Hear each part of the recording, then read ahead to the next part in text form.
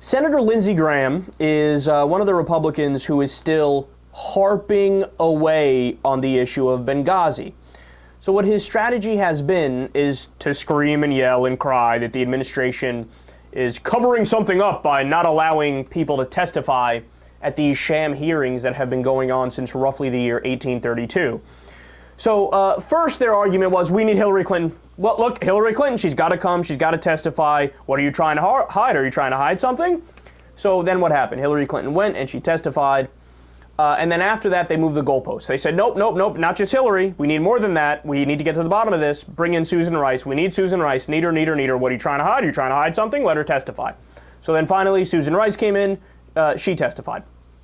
And then what they do is every single time, they start bringing up more people. And they keep on moving the goalposts. So Lindsey Graham said he will block every single Obama appointment until the Benghazi survivors are made available, okay?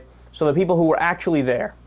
Now, look, we already know what happened there, okay? It was a tragedy, and the right wing has taken the tragedy and perverted it into a political issue, and they've insinuated repeatedly that President Obama actually wanted our ambassador to get killed, which is mental.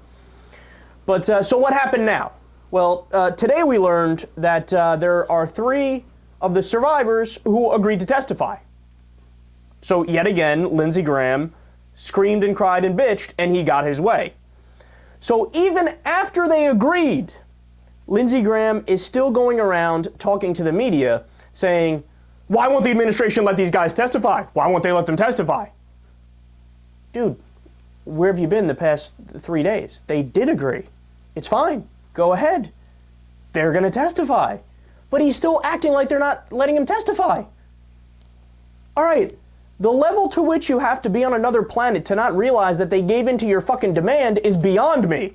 And get this, my favorite fact, quote, the Cable asked the lawyer representing the Benghazi survivors if his clients had been intimidated or discouraged from testifying.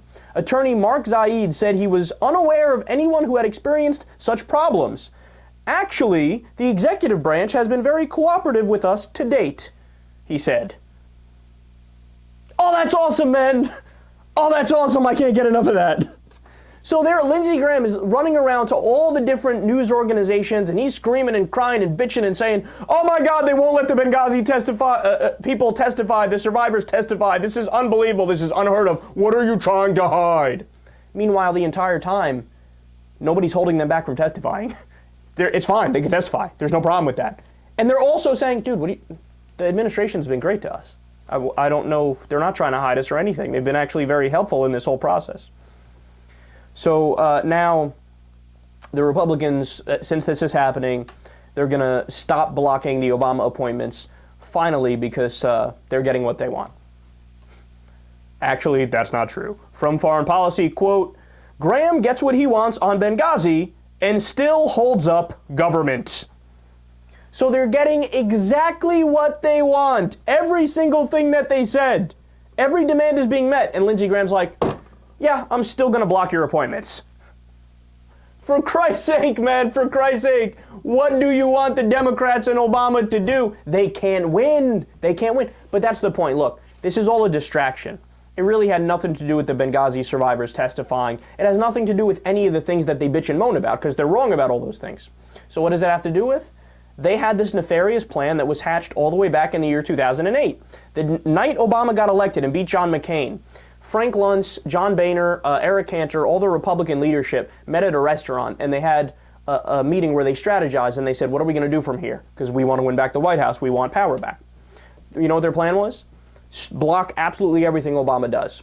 And since the American people don't follow politics closely, what they will do is just make the connection, well, Obama's president, nothing got done, so I guess we blame Obama and vote in a Republican. That was their plan. Their plan didn't work, right? Because Obama got reelected. So what are they doing now? They're continuing with the plan. And they said, oh, look, they've made accusations about President Obama doing what's called packing the court. You know what that means? That's when you take a court that has a certain number of judges, a district court that has a certain number of judges, and you add more appointments to the court because you want it to be majority your party, right? FDR did it in the past. or it was, oh, there were, 6 Republicans, 4 Democrats. Well, okay, I'll just add 3 more seats and make them all Democrats. Okay, that's wrong, regardless of what party does it, right? But now what's happening today is that there are just simply vacant seats. So Obama's just going to fill the vacant seats as the president is supposed to do. And the Republicans are like, oh my God, he's packing the court. No, he's not packing the court. He's not adding any seats. He's just filling the vacancies, what every president has done throughout history. But that shows you that they don't care about reality. They just want to block absolutely everything he does, and then when they get in power, they'll go House. They want to appoint Republicans everywhere and rig the system in their favor. And by the way, this shows you that they know the writing's on the wall. The American people don't like them anymore.